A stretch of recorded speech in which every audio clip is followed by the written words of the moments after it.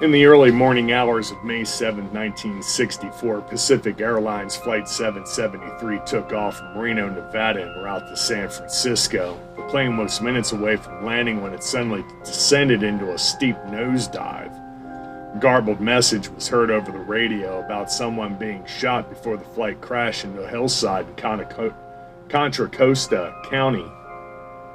A total of 44 people lost their lives, but when a 357 Magnum was found in the wreckage, it became apparent that someone on board had caused the tragedy by shooting the two pilots.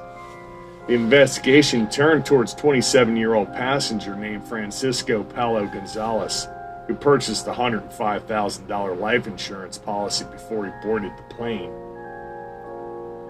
Gonzalez originally hailed from the Philippines and was a member of the sailing team in 1960 Olympics, but he suffered numerous financial difficulties after moving to San Francisco, which left him heavily in debt. In the days leading up to his crash, Gonzalez made frequent references to his impending death.